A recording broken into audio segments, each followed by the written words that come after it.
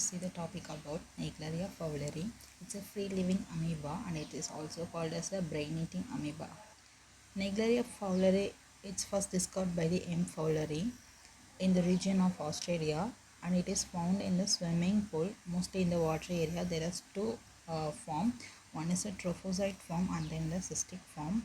In trophozoite form there is a two form. One is the flagellate form and another one is a amoeboid form. And then incubation period for this Naegleria fowleri is 1 to 2 days to up to 2 weeks.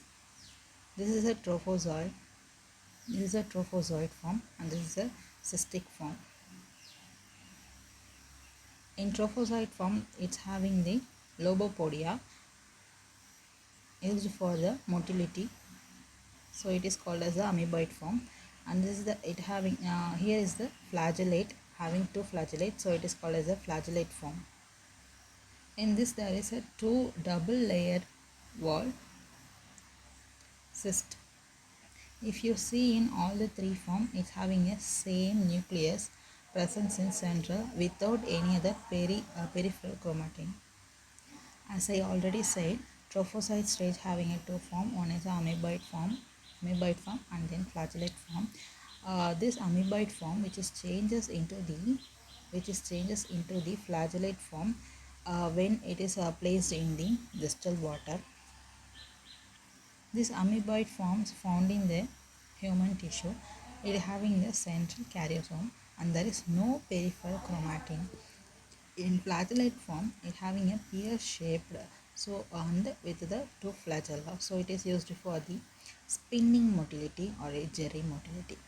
If the flagella is lost, it can be transformed into the amoeboid form. And then cyst form. In cyst form, it is not found in the human tissue, but it will be grow in the culture. Nucleus, which is similar to the trophozoite, as I already said in the first slide, it having the central nucleus without any other peripheral chromatin. And then life cycle. Infective form is the amoeboid form.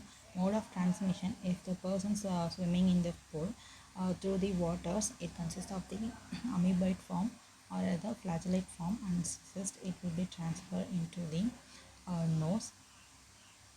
Flagellate form and the cyst form enter into the nose and transfer it into the amoeboid form, and it will erode the cribriform blade and travel to the olfactory nerve and to the brain. It will cause the primary amoebic encephalitis. When it is entered within 7 to 14 days, it will leads to the death of the patient. So you have to give the more important to this infections as a treatment. It affecting the brain, so symptoms like a stiff neck, positive gurning signs, headache, fever, vomit, anorexia, ataxia, seizure, confusion, hallucination, it will be happen. In lab diagnosis, if we take the CSF, we can see the purulent with the neutrophil content and increase the protein, and then reduce the sugar level will be seen.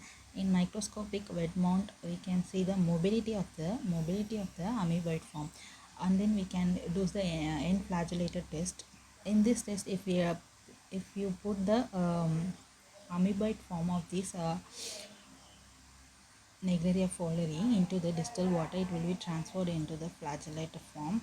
And in PCR test, we can detect the 5.8S rRNA gene, and you can take CT, MRI, and then you will see the diffuse enhancement around the midbrain, subarachnoid space, and then cerebrum.